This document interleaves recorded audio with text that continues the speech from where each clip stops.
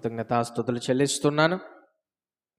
చేరువచ్చిన నా ప్రియమైన సంఘమైన మీకు అందరికి కూడా ప్రభువైన యేసుక్రీస్తు నామములో వందనాలు. అందరికి కూడా వందనాలు తెలియజేస్తున్నాను. ప్రభు మనలందరినీ కూడా జ్ఞాపకం చేసుకుని ఈ నవంబర్ మాసం చివరి ఆదివారమున ప్రభు తన సన్నిధిలో మనల్ని నిలవబెట్టారు. దేవుని యొక్క కృప ప్రేమ మన పట్ల ఎంతో ప్రత్యేకంగాను దీవెనకరంగాను ప్రతిదినం ఉంటూ ఉంది. అయితే మనుషులంగా మనము ఈ లోకంలో ఎన్నో రకాలైన ఆలోచనలతో కొనసాగుతూ ఉంటాం. అయితే ప్రత్యేకించి క్రైస్తవులంగా మనకున్న ఆలోచనలను బట్టి, మనకున్న తలంపులను బట్టి దేవుని సన్నిధిలో కొనసాగలేని స్థితి, దేవునిలో ముందు కొనసాగలేని పరిస్థితి ఏర్పడుతుంది. ఎందుకు ఇలాంటి పరిస్థితి ఏర్పడుతుందంటే, దేవుని యొక్క ఉద్దేశం క్రైస్తవులు తెలుసుకోలేని పరిస్థితి. ఒక వస్తువు వెనక ఉద్దేశాన్ని తెలుసుకోకపోతే ఆ వస్తువును వాడలేం. ఒక వస్తువు ఏ ఉద్దేశం కొరకు అది క్రియేట్ చేయబడింది. అలాగే ఒక ఉద్యోగంలో పనిచేస్తున్న ఒక మనిషి దాన్ని స్థాపించిన వాని యొక్క ఉద్దేశాన్ని తెలుసుకోకపోతే ఆ ఉద్యోగంలో ఆ యొక్క యజమాని సంతోషపరచలేరు. అలాగే మనకు ఎన్నో ఆలోచనలు ఉండొచ్చు. ఆలోచనలు బట్టి మనం తీసుకున్న వస్తువు మనకు పని చేయాలంటే కుదరదు. పెన్ను తీసుకొని నాకు లైట్ కావాలంటే కుదరతుందా? ఇప్పుడు సరేలేండి, టెక్నాలజీలు మారిపోయి పెన్నులు అన్నీ కూడా వస్తున్నాయి, ఇది వేరే విషయం. కానీ ఆ పెన్ను చేయబడిన దాని యొక్క ఉద్దేశం ఏంటంటే, అది రాసుకునేదానికి అది క్రియేట్ చేయబడింది. వెలుతురు కొరకు మరొకటి ఉంది. అలాగే ఈరోజున క్రైస్తవుడు క్రైస్తవ్యంలో కొనసాగలేకపోవడానికి, క్రీస్తులో ముందుకు కొనసాగలేకపోవడానికి ప్రధానమైన కారణం ఏంటంటే, దేవుని యొక్క ఉద్దేశాన్ని తెలుసుకోలేకపోవడం. మరి దేవుని ఉద్దేశాన్ని క్రైస్తవుడు ఎందుకు తెలుసుకోలేకపోతున్నాడు అంటే, యేసయ్య ఏమన్నా చెప్పట్లేదా? తన ఉద్దేశాన్ని తన బిడ్డలకు తెలియజేయట్లేదంటే, దేవుడు తన ఉద్దేశాన్ని చాలా క్లియర్గా తన బిడ్డలైన వారికి తెలియజేస్తున్నాడు. కానీ ఆ ఉద్దేశాన్ని అర్థం చేసుకునే క్రైస్తవులు కొంతమందే. క్రైస్తవులు అనేదానికంటే ఈ దేవుని యొక్క ఉద్దేశాన్ని అర్థం చేసుకునేది కొంతమంది మనుషులే.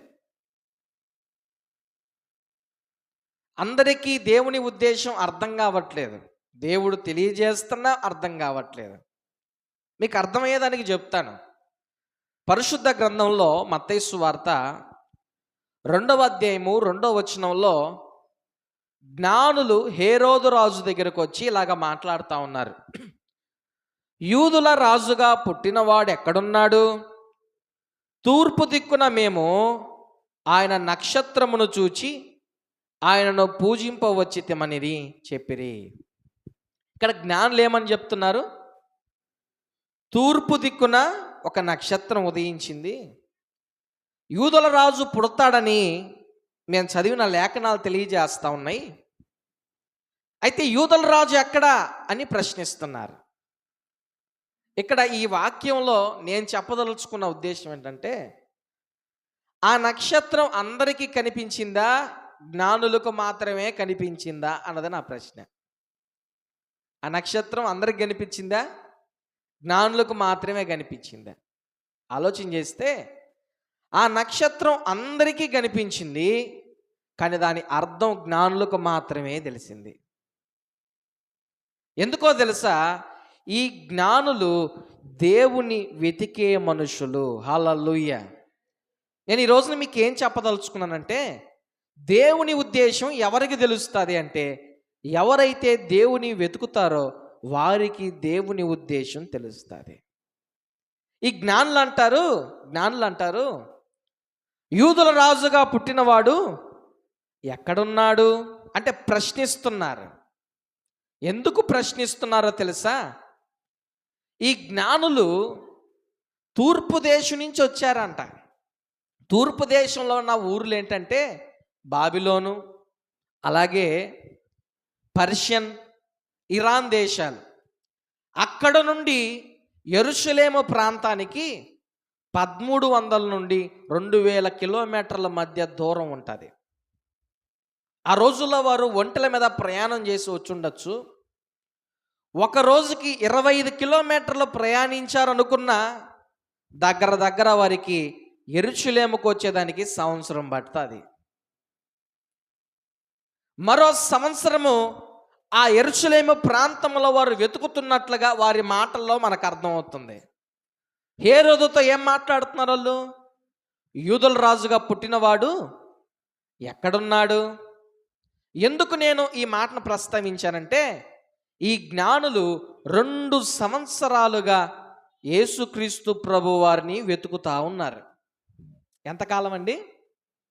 సరే, 1 సంవత్సరం ప్రయాణం చేశారనుకుందాం, కానీ 1 సంవత్సరం అంతా వెతికారు.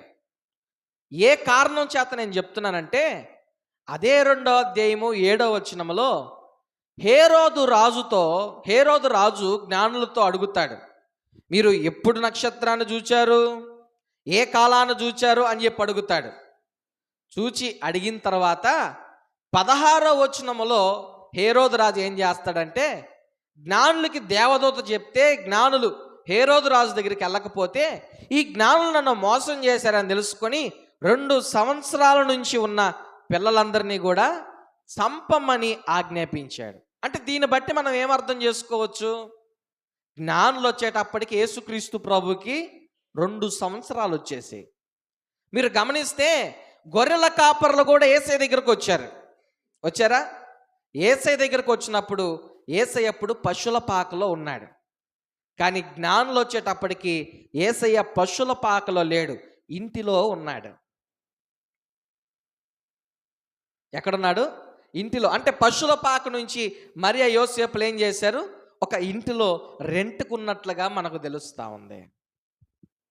అంటే ఈ మాటలు ఎందుకు మీకు తెలియజేస్తున్నానంటే, జ్ఞానులు 2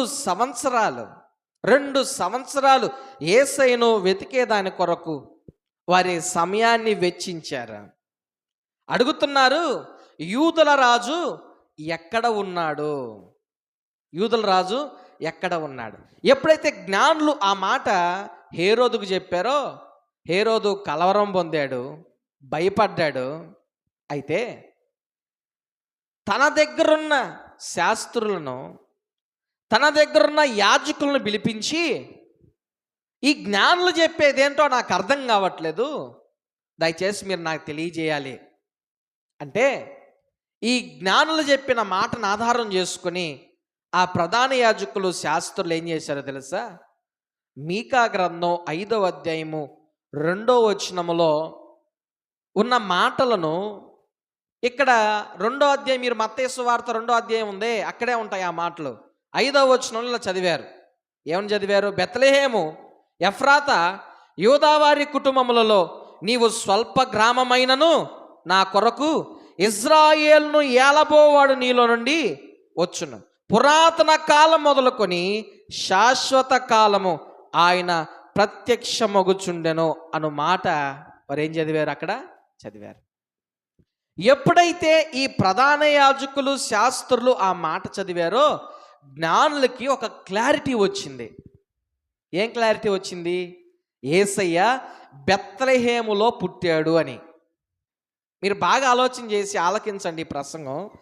జ్ఞానులకి దేవుడు పుడతాడు, మెస్సయ్య పుట్టాడని నక్షత్రం ద్వారా తెలిసింది. ఎలా తెలిసింది?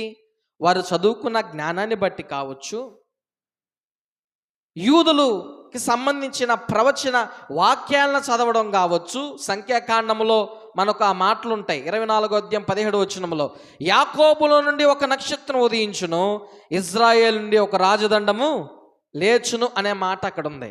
వినండి, ఆలకించండి. కానీ ఈ జ్ఞానులకి ఏ స్థలంలో పుడతాడు అన్న విషయం తెలియదు, ఏ స్థలంలో పుట్టాడు అనే విషయం తెలియదు. వింటున్నారా? వారు చదువుకున్న దాన్ని బట్టి, వారు చదివిన లేఖనాలను బట్టి వారు యాకోబుల నక్షత్రం ఉదయిస్తుంది, ఆయన మెస్సీగా పుడతాడు అని చెప్పి తెలుసుకున్నారు, బాగుంది. కానీ వారికి ఆ యెరూషలేములో ఏ స్థలం ఉంది, యేసయ్య పుట్టాడో తెలియదు. కాబట్టి 1 సంవత్సరం ప్రయాణం చేశారు. 1 సంవత్సరం అంతా కూడా యెరూషలేం అంతా వెతుకుతా ఉన్నారు యేసయ్యని. ఎలా చెప్పగలరు సార్ యేసయ్యని వెతుకుతున్నారంటే, వారి మాటల్లోనే మనకు అర్థమైపోతుంది. యూదుల రాజుగా పుట్టినవాడు ఎక్కడున్నాడు అనే మాటకు మనం ఏమర్థం చేసుకోవాలి? ప్రశ్నిస్తున్నారు. మీకు తెలుసా, యూదుల రాజుగా పుట్టినవాడు ఈ ఊరిలో పుట్టాడు, యాకోబుల నక్షత్రం ఉదయిస్తుందని మేము చదివాము, మాకు తెలిసింది, మేము చదువుకున్న జ్ఞానాన్ని బట్టి ఆ నక్షత్రాన్ని మేము పరిశీలన చేస్తే మాకు అర్థమైంది అని చెప్పి జ్ఞానులు చెప్తా ఉంటే, అప్పుడు ఆ ప్రధాన యాజకులు శాస్త్రులు చదివిన ఆ ప్రవచన వాక్యాన్ని ఎత్తి చూపించినప్పుడు జ్ఞానులకు తెలిసింది, యేసయ్య బెత్లెహేములో పుట్టాడు. ఈ మాటలన్నీ మీకు ఎందుకు చెప్పానంటే, అక్కడ ప్రధాన యాజకులు చదువుకో ఉన్నారు, శాస్త్రులు చదువుకో ఉన్నారు, కొంతమంది పండితులు ఆ ఊరిలో ఉన్నారు. కానీ జ్ఞానులకు మాత్రమే ఆ నక్షత్రం యొక్క సూచన అర్థమైంది. దేవుణ్ణి వెతకడం వీరు ఎప్పుడైతే ప్రారంభించారో, దేవుణ్ణి వెతికే క్రమంలో దేవుడు కూడా ఆ జ్ఞానులకు తను తాను ప్రత్యక్షపరుచుకునేదానికి ఇష్టపడి చాలా అద్భుతమైన విషయాన్ని చెప్తాను మీకు. ఇప్పుడు చూడండి, 2వ అధ్యాయము 9వ వచనంలో మీరు చూడండి ఆ మాటలు. 2వ అధ్యాయం 9వ వచనంలో, ఇదిగో తూర్పు దేశమున వారు చూచిన నక్షత్రము ఆ శిశువు ఉండిన చోటికి మీదుగా వచ్చి నిలుచు వరకు వారికి ముందుగా నడిచెను. హల్లెలూయా. ఇక్కడ అద్భుతమైన విషయం ఏంటో తెలుసా? యేసయ్య పుట్టక ముందో పుట్టిన తర్వాతో నక్షత్రం కనిపించింది. వింటున్నారా? యేసయ్య పుట్టక ముందో అంటే ఒకవేళ కన్య అయిన మరియకు దూత చెప్పినప్పుడు అనుకుందాం, లేదా పుట్టినప్పుడే అనుకుందాం, నక్షత్రం ఏం చేసింది? ఉదయించింది. ఆ నక్షత్రాన్ని బట్టి వీళ్ళు చదువుకున్న జ్ఞానాన్ని బట్టి, వారు ప్రవచనాలు చదువుకున్న విధానాన్ని బట్టి ఒక రక్షకుడు పుట్టాడని చెప్పి తెలుసుకున్నారు, బాగుంది. కానీ దీనిలో ఉన్న ప్రత్యేక విషయం ఏంటో తెలుసా? అప్పుడు కనిపించిన నక్షత్రం 2 సంవత్సరాలుగా వారికి కనిపించలా. 2 సంవత్సరాలుగా వారికి కనిపించలా. 1 సంవత్సరం అంతా ప్రయాణం చేశారు, కనిపించలేదు. 1 సంవత్సరం అంతా యెరూషలేము చుట్టూ వెతికారు, కనిపించలేదు.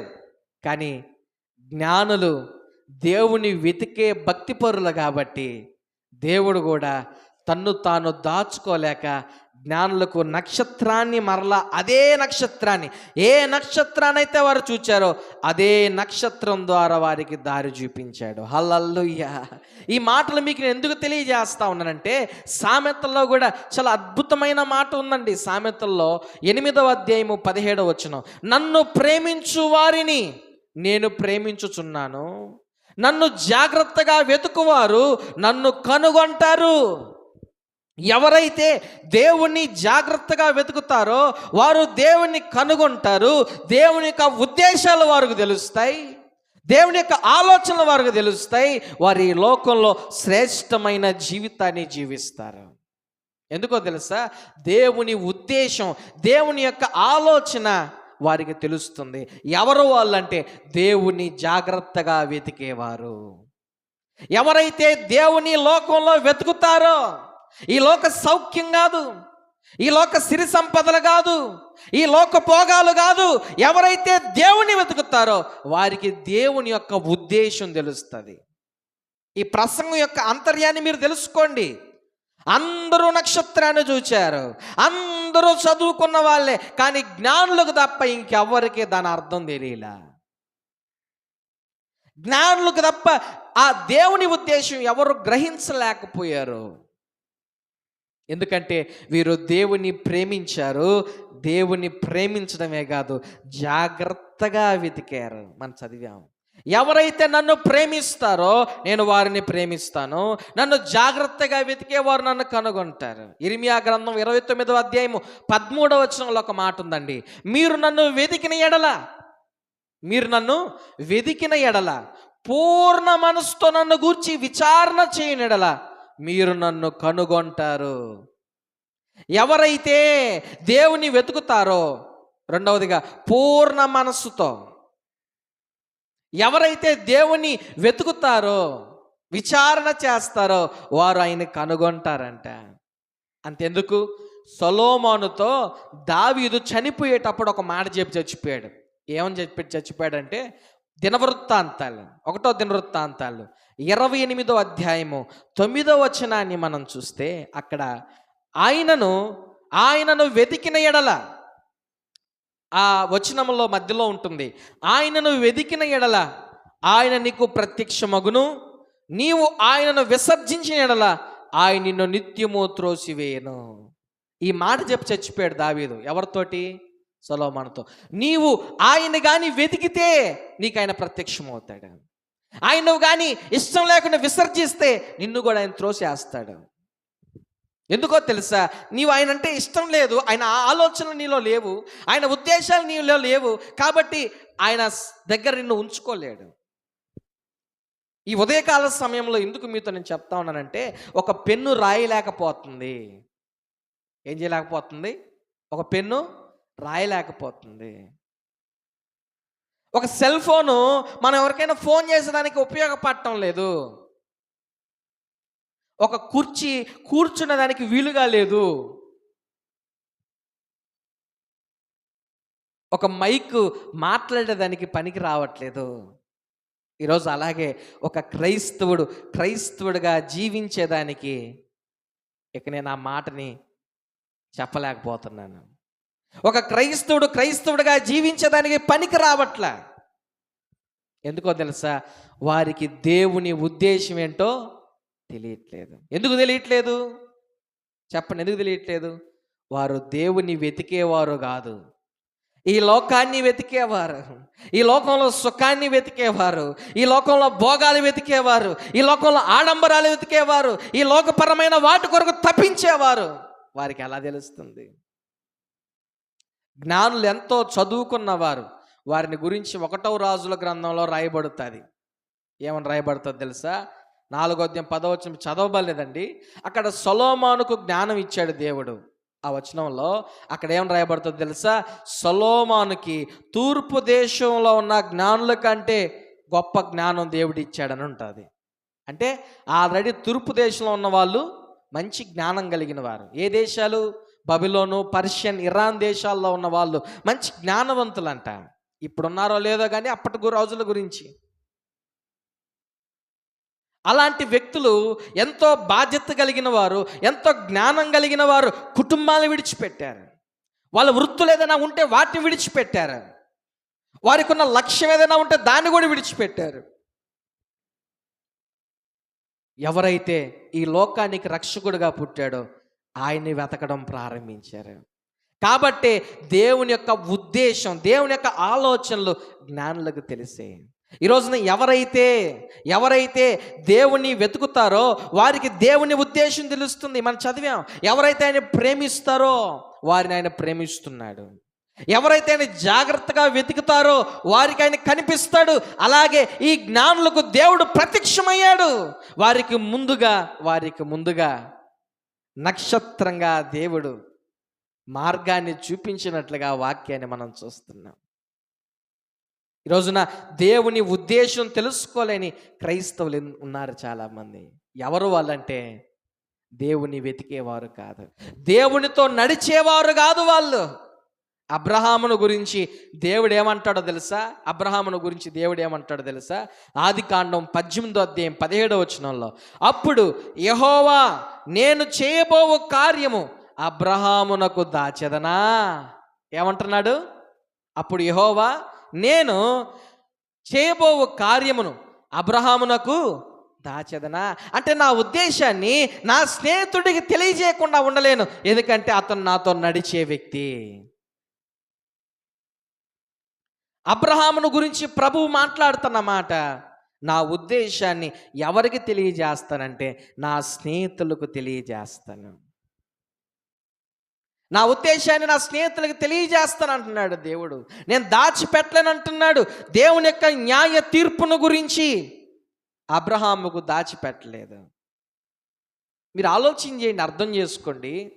ఈ ప్రసంగం యొక్క ఉద్దేశం ఏంటంటే, మనం పుట్టిన ఉద్దేశం కానీ, క్రైస్తవులుగా మనం ఎందుకు దేవుణ్ణి నమ్ముకున్నామో ఆ ఉద్దేశం కానీ మనం తెలుసుకోకపోతే, మనకు తెలియకపోతే, అర్థం కాకపోతే మనం క్రైస్తవులుగా ముందుకు కొనసాగలేము.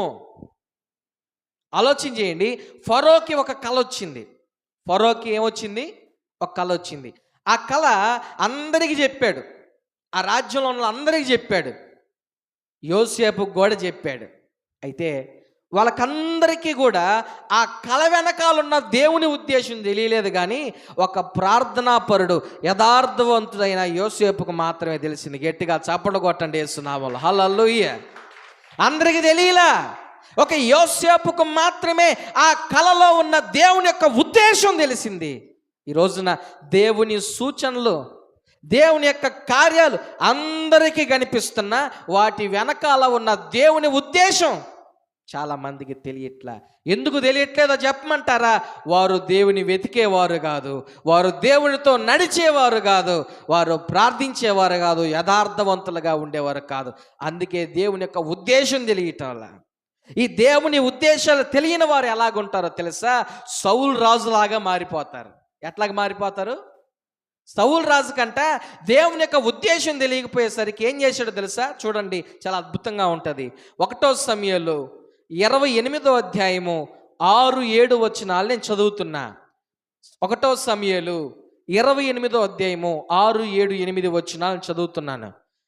యెహోవా యొద్ద విచారణ చేయగా యెహోవా స్వప్నము ద్వారానైనను, ఊరీము ద్వారానైనను, ప్రవక్తల ద్వారానైనను ఏమీ సెలవీకుండెనో. అంటే దేవుడు ఏ రకంగానో మాట్లాడలే. అప్పుడు సౌలు రాజు చేశాడు.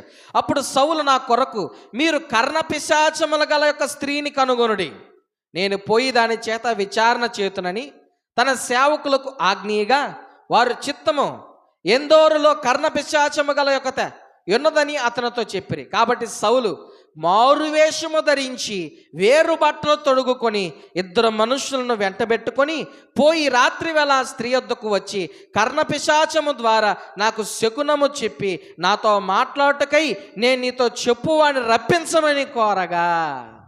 ఇక్కడ ఏం చేశాడంట?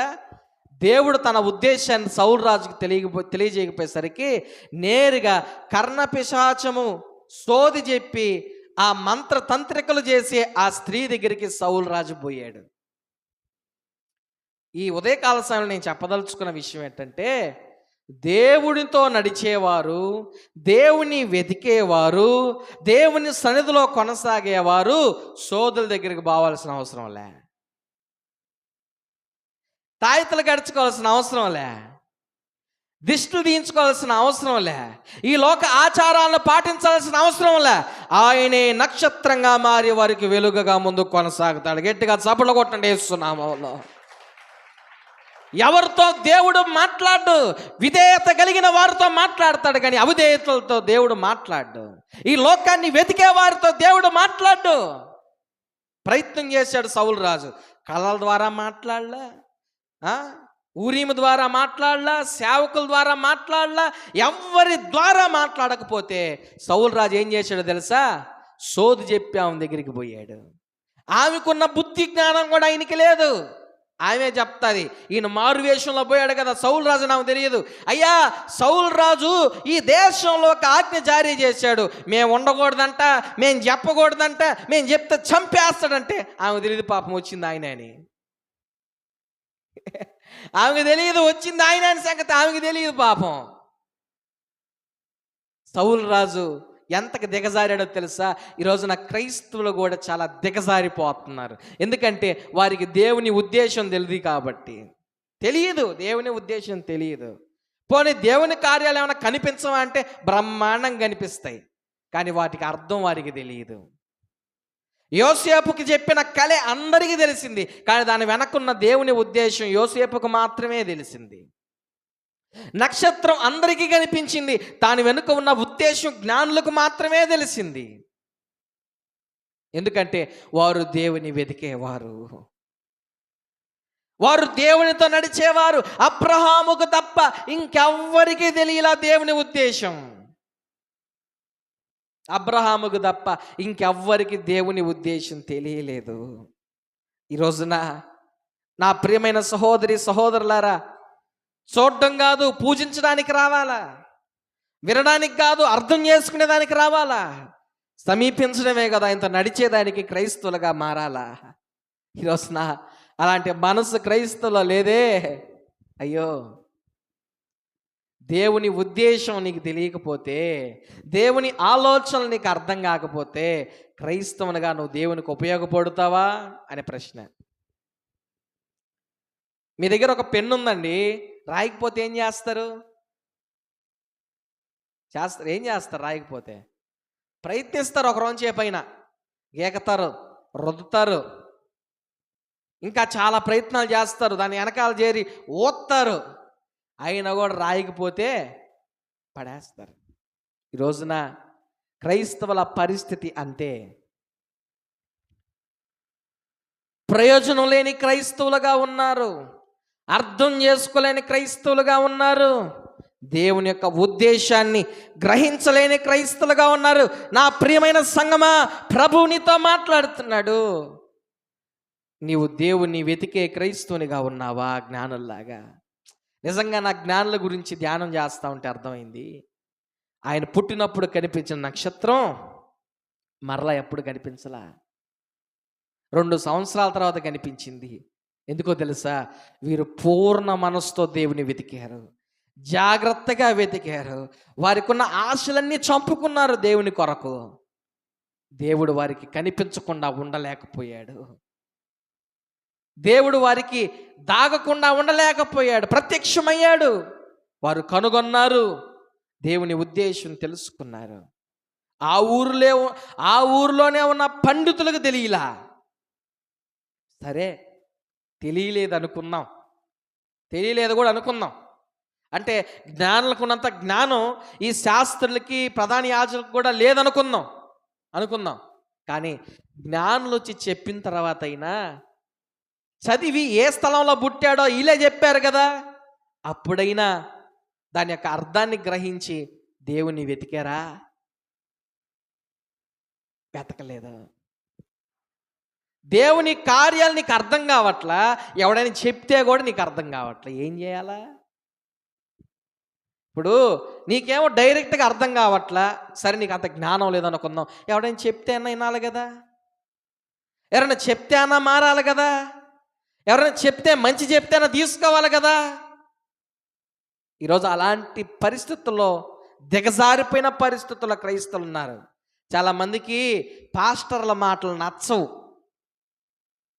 అందరే కాదులేండి, అందరు వాళ్ళలో కలిసిపోతారు. కొంతమంది మాటలు నచ్చవు, ఎందుకంటే ఆచారాలు పాటించబాకండి చెప్తారు, కానీ చేయకుండా ఉండలేరు. పాస్టర్కి వాళ్ళ మీద కోపం కాదు, వాళ్ళకి ద్వేషం కాదు, వాళ్ళకి తెలిసింది చెప్తారు. ఏం చెప్తారు? ఇప్పుడు ఆ రోడ్లో 2 దారులు ఉన్నాయి, ఎటు పోయినా రోడ్లోకి వెళ్తాం. సార్ ఇటు పక్కకు పోబాకండి సార్, అక్కడ గుంట ఉంది, పడిపోతారు అని చెప్పారు. నీకేం తెలుసు అని చెప్పిన అటే పోతే గుంటలో పడతానా చెప్పారు. సార్ చెప్పాం కదా సార్ గుంటుందని, మీరు వినకుండా పోయారు, గుంటలో పడిపోయారు కదా అని అనరా? ఈ రోజున చాలామంది పరిస్థితి, క్రైస్తవుల పరిస్థితి, అమ్మా అటు ఊబు ఉంది, అది సరైంది కాదు. ఈ మధ్యకాలంలో సోషల్ మీడియాలో చూస్తే హిందువులు, అన్యులు బాధపడుతున్నారు. ఏంటో తెలుసా? అరే మీరు యేసయ్య ప్రభుని మాలో కన్వర్ట్ చేశారు ఏందిరా మీరు అని చెప్పి నవ్వు వస్తుంది. ఏందంట, ఇప్పుడు తప్పుగా అనుకోదు, అన్యులకి ఒక ఆచారం ఉంటుంది, క్రైస్తవులకి ఒక పద్ధతులు ఉంటాయి. ఇప్పుడు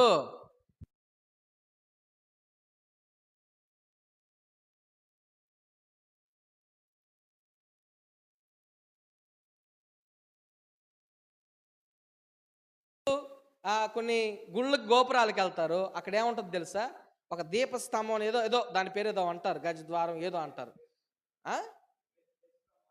ఏదో మొత్తానికి స్తంభం లాగా పెద్దది ఉంటుంది, అది గుళ్ళో కడుతుండారు కొన్ని గుళ్ళల్లో. సేమ్ నేను మన యూట్యూబ్లో చూస్తే ఒక ఆయన ఏం చేశాడు తెలుసా? ఒక దీపారాధన చేసే ఒక వస్తువు వాళ్ళు అన్యులు పెట్టుకుంటారే ఫోటోల దగ్గర, దాన్ని చెప్తున్నాడు, మీరు దీన్ని ఒకవేళ కానీ మతం మారారనుకోండి, సిలువగా మార్చుకోవచ్చు అంటే తిప్పుతున్నాడు. దాని స్క్రూని తీసి ఏసేది సిలువ పెట్టుకోవచ్చు. ఇది కానీ ఇంకొక మతంలో మారారనుకోండి, ఇదిగో ఇంకోటి పెట్టుకోవచ్చు, తిప్పుకోవచ్చు. ఇదంతా సెట్ అని చెప్పి అమ్ముతున్నాడు. అంటే ఏంటి, దీన్ని బట్టి ఏమర్థం అవుతుంది మనకు? క్రైస్తవులైన వారు క్రైస్తవులుగా అయ్యారే కానీ మారని క్రైస్తవులు, మార్పులేని క్రైస్తవులు, మార్పులేని క్రైస్తవులు, తెలియని క్రైస్తవులు. అరే బాబు, పడిపోతారా, చచ్చిపోతారా అని చెప్పి అరిసరి చెప్పే మాటలు కూడా వినండి వినండి వినండి, మీకు అర్థమైందని చెప్తున్నా. బ్యాప్తిజం ఇచ్చి యోహాను యేసుక్రీస్తు ప్రభువుకి బ్యాప్తిజం ఇచ్చేటప్పుడు ఆకాశము తెరవబడి ఒక స్వరం వినిపించింది, ఇతడు నా ప్రియకుమారుడు, ఇతనేందు నేను ఆనందించున్నాను. ఆ స్వరం అందరు విన్నారు, అక్కడ ఉండేవాళ్ళు. కొందరు మాత్రమే ఆ స్వరాన్ని అర్థం చేసుకున్నారు. ఎవరు? కొందరు మాత్రమే ఆ స్వరాన్ని అర్థం చేసుకున్నారు, మిగిలిన వారు అర్థం చేసుకోలేకపోయారు. ఈ రోజున క్రైస్తవ్యంలో కూడా కొందరికి మాత్రమే దేవుని ఉద్దేశం అర్థమవుతుంది. కొంతమందికి మాత్రమే దేవుని కార్యాల వెనుక ఉన్న అర్థం తెలుస్తుంది. చాలామందికి తెలియట్లా. ఎందుకు అంటే వారు దేవుని వెతకటం లేదు, వారు దేవునితో నడవటం లేదు, వారి జీవితంలో ప్రార్థన యథార్థత లేదు. కాబట్టే దేవుని యొక్క ఉద్దేశం వారికి తెలియట్లా, దేవుని యొక్క ఆలోచన వారికి అర్థం కావట్లా. కాబట్టి పనికిరాని పాత్రలుగా క్రిస్టియానిటీలో ఉన్నవారు చాలామంది ఉన్నారు. గడిచిన దినాల్లో నాకు ఒక తలంపు వచ్చింది. నేను కొన్ని సూక్తులు రాసుకుంటా ఉంటాను ఫోన్లో. నాకు ఏదైనా తలంపు వచ్చిన వెంటనే నోట్ చేసుకుంటా ఉంటాను. నాకు ఒక 2 రోజుల క్రితం వచ్చిన తలంపు ఏంటంటే, మనుషులందరూ ఒకటే. అవునా? మనుషులందరూ ఒకటే, కానీ మనుషుల్లో ఉన్న కులాలు, జాతులు, తెగలున్నాయే, ఏం చేస్తున్నాయి? మనుషుల్ని వేరు చేస్తున్నాయి. అలాగే క్రైస్తవులంతా ఒకటే, కానీ క్రైస్తవుల్లో ఉన్న డినామినేషన్లు ఉన్నాయే, ఈ క్రైస్తవులు వేరు చేస్తున్నాయి. అందరు క్రైస్తవులే, కానీ Catholic, Pentecost, Baptist, seventh day, Methodist, RCM, CSI అందరూ ఎవరు? వీళ్ళకి నచ్చదు, వాళ్ళకి నచ్చదు. అసలు బైబిల్ది ఎవరికి నచ్చిందని అర్థం కావట్లేదు నాకు అర్థం కాని విషయం ఏంటంటే, మనుషులందరినీ తెగలు, కులాలు, జాతులు ఎట్టయితే వేరు చేసాయో మన భారతదేశంలోనే కాదండి, అన్ని దేశాల్లో ఉన్నాయి. అమెరికాలో కూడా ఒక జాతి ఉంది, తెల్ల జాతి, నల్ల జాతి. నల్ల జాతి వాళ్ళకి బాగా గౌరవం ఉంటుంది, బాగా నలుపు ఉంటే బాగా గౌరవం ఉంటుంది, బాగా తెలుపు ఉంటే బాగా గౌరవం ఉంటుంది. మధ్యలో కానీ బ్రౌన్గా ఉంటే వాళ్ళకి విలువ ఉండదు అమెరికాలో. అదొక జాతి, అదొక తెగాడ. అట్లాగా ప్రతి దేశంలో ఈ మనుషుల తెగలు, జాతుల దగ్గర మధ్య భేదాలు ఎట్టయితే మనుషులందరూ ఒకటైన వేరు చేసియో, అలాగే క్రిస్టియానిటీలో కూడా ప్రియులారా, ఆర్సీఎం వాళ్ళది ఒక తెగ, పెంతెకోస్తు వాళ్ళది ఒక తెగ, బ్యాప్టిస్ట్ వాళ్ళది ఒక తెగ, సెవెంత్ డే వాళ్ళది ఒక తెగ. మళ్ళీ అందరూ ఎవరు? అందరూ క్రైస్తవులే. అందరు క్రైస్తవులు, అందరూ యేసయ్యను నమ్ముకునే, అందరూ యేసయ్యను ఆరాధించే వాళ్ళే. కానీ వారి ఆలోచనలు దేవుని ఆలోచనలకు సరిగా సమానంగా లేవు. దేవుని ఉద్దేశాలు వారికి తెలియట్లా. ఈ రోజున డినామినేషన్లో బ్రతికే క్రైస్తవులకు దేవుని ఉద్దేశాలు తెలియటం వల్ల వారి యొక్క ఆలోచన అంతా కూడా ఏంటో తెలుసా? దేవుని ప్రకటించడం కాదు, దేవుని వెతకడం కాదు, దేవునితో నడవడం కాదు, వారిని వారు డెవలప్ చేసుకునేదానికి, వారి సమస్తలు అనేకులకు చూపించుకునేదానికి తప్ప దేవుని ఉద్దేశం తెలియని క్రైస్తవులు, సంఘాలు, డినామినేషన్లు ఈ రోజున చాలామంది ఉన్నారు. యేసయ్య ఎక్కడ కనిపిస్తున్నాడు సంఘాల్లో? యేసయ్య ప్రేమ సంఘాల్లో ఎక్కడ తెలుస్తా ఉంది? యేసయ్య సువార్త మంచి ఒక సరైన విధానం వాక్య రూపకంగా ఎక్కడ ప్రకటించబడతా ఉంది? ఈ రోజున సెలబ్రిటీలు చేసినట్లుగా దైవ సేవకులు కూడా స్టేజ్ షోలు చేస్తున్నారు. సెలబ్రిటీలకి ఉన్నట్టు బాడీ గార్డులు సేవకులకు కూడా ఉంటున్నారు. సరే అంటే పరిచారకులు, అసిస్టెంట్ పాస్టర్లు ఉండడం తప్పు పట్టడం వల్ల, సరే వారు సెక్యూరిటీకి కూడా పెట్టుకున్నారు అనుకుందాం, కొన్ని పరిస్థితులను బట్టి ఉన్నారు అనుకుందాం. కానీ దేవుని యొక్క ఉద్దేశం గ్రహించే వాళ్ళగా ఉన్నారా అనేది నా ప్రశ్న. దేవుని యొక్క ఆలోచనలు వారికి అర్థమవుతున్నాయా అన్నది నా ప్రశ్న. ఎందుకు అర్థం కావట్లేదంటే వారు దేవుని వెతకటం ఆపేశారు, దేవునితో నడవటం మర్చిపోయారు, ప్రార్థన చేయడం, పరిశుద్ధంగా జీవించడం వారి జీవితంలో లేదు. నువ్వు జాగ్రత్తగా వెతికితే ప్రారంభంలో ఏ దర్శనం అయితే నీ జీవితంలో ఉందో అదే దర్శనాన్ని నీ జీవితంలో ప్రభు బలపరుస్తాడు. హల్లెలూయా. ప్రారంభంలో జ్ఞానులకు కనిపించిన నక్షత్రమే తిరిగి మరలా ఆ నక్షత్రమే యెరూషలేములో వారికి కనిపించి బెత్లెహేములో ఉన్న యేసయ్య ఇంటికి తీసుకువెళ్ళింది ఆ నక్షత్రం. ఎందుకో తెలుసా? పూర్ణ మనసుతో వెతికారు జ్ఞానులు, జాగ్రత్తగా వెతికారు జ్ఞానులు, అన్నీ విడిచిపెట్టి వెతికారు జ్ఞానులు, యేసయ్యనే చూడాలి అనుకుంటూ వెతికారు జ్ఞానులు. కాబట్టి దేవుడు కూడా వారి బారి నుంచి తప్పించుకోలేకపోయాడు. వారికి కనిపించాలని దేవునికి ఆశ కలిగింది. ఈరోజు నీకు కనిపించాలని దేవునికి ఆశ పుట్టాలి. నీకు కనిపించాలని దేవునికి ఆశ పుట్టాలంటే నువ్వు దేవుని వెతకడం ప్రారంభించాలి. ఈ లోకాన్ని విడిచిపెట్టి దేవునికై వెతకడం ప్రారంభిస్తే దేవునికి ఆశ కలుగుతుంది. నా బిడ్డకి నేను కనిపించాలి, నా బిడ్డకి నేను వెలుతురుగా మారాలి, నా బిడ్డ ఆశను నేను తీర్చాలి. ఈ రోజున అలాంటి క్రైస్తవులు సమాజంలో కొందరున్నారో ఒక్కరే ఉన్నారో తెలియదు. ఆనాడు ఇజ్రాయేల్ నుండి పాలు తేనెలు ప్రవహించే దేశానికి, ఐగుప్తు నుండి పాలు తేనెలు ప్రవహించే దేశానికి వచ్చేటప్పటికి 2 కుటుంబాల పేర్లే ప్రస్తావించబడ్డాయి. కాలేబు కుటుంబం, యెహోషువ కుటుంబం. ఈ రోజున క్రైస్తవులలో దేవుని ఉద్దేశము, దేవుని ఆలోచనల వెనక ఉన్న అర్థాన్ని తెలుసుకునే క్రైస్తవులు కొందరా, 2-3 తెలియదు. ఈ రోజున దేవుని ఉద్దేశం తెలియకుండా నువ్వు బ్రతుకుతున్నావా? నీ ఇంట్లో ట్యారిస్ రేట్ ఎలకపోతే నువ్వు దాచుకో ఉంటావా? పెన్ను రాయకపోతే నువ్వు అట్లాగే దాచిపెట్టుకుంటావా? చాకు అది కట్ చేయకపోతా ఉంటే దాన్ని అట్లాగే పెట్టుకో ఉంటావా? ఈ రోజున నా ప్రియమైన సహోదరి సహోదరులారా, క్రిస్టియానిటీలో పనికి రాకుండా నీ స్వార్థం కొరకు జీవిస్తున్నావే, నేను ప్రభు ఎంతకాలం ఉంచుకోవాలి? ఎంతకాలం నేను భరించాలి? ఎంతకాలం నీతో బాధపడాలి అనే ప్రశ్న మీతో వేస్తా ఉన్నాను. ఎంతకాలం? ఈ రోజున దేవుని ఆలోచనలో వెనుక ఉన్న అర్థం నువ్వు తెలుసుకోలేకపోతే నీ క్రైస్తవ బ్రతుక్కు విలువ లేదు. నువ్వు క్రైస్తవునిగా ఉన్నందుకు అర్థం లేదు, కొనసాగలేవు, దానిలో నువ్వు తృప్తి పొందలేవు, దానిలో ఆనందాన్ని అనుభవించలేవు నీవు. ఎందుకంటే దేవుని నువ్వు ప్రేమించడం ఎప్పుడో మానేసావు. ఒకవేళ ప్రభునితో మాట్లాడుతూ ఉండగా ఈ ఉదయకాల సమయం నుంచి అయినా, అవును నేను దేవుని వెతకడం మానేశాను, దేవునితో నడవడం మానేశాను, ప్రార్థించడం, పరిశుద్ధంగా జీవించడం నా జీవితంలో నుంచి ఎప్పుడో వెళ్ళిపోయింది, ప్రభువా నువ్వు నాతో మాట్లాడేవయ్యా, నేను వెతకడం ప్రారంభిస్తాను, నాకున్న ఆశల కోరికలన్నీ ప్రక్కన పెట్టి నేను వెతకడం ప్రారంభిస్తాను, నీతో నేను నడుస్తాను. అబ్రహాము తన కుటుంబాన్ని, తనకున్నదంతా కూడా విడిచిపెట్టి, ఆస్తివంతుడైనప్పటికీ విడిచిపెట్టి ప్రభు స్వరాన్ని విని దాని వెనుకున్న అర్థాన్ని గ్రహించి ప్రయాణం చేశాడు. అందుకే అబ్రహాము ఆస్తికి కర్తగా మార్చబడ్డాడు. ఈ రోజున నీ జీవితంలో కూడా అలాంటి ఆశీర్వాదం చూడాలంటే దేవుని కార్యాల వెనుక ఉన్న అర్థం నువ్వు తెలుసుకొని, ఉద్దేశాల అర్థం తెలుసుకొని ఆ ప్రకారంగా జీవించగలిగితే ఈ లోకంలో ప్రత్యేకంగా ప్రభు నిన్ను బ్రతికిస్తాడు. అటు దేవుని కృప నీకు అనుగ్రహిస్తాడు. ప్రార్థన చేద్దాం, తల వంచి కళ్ళు మూసుకుందాం. ప్రభునితో మాట్లాడిన మాటలు ఒకసారి ఒక తీర్మానం తీసుకుందాం.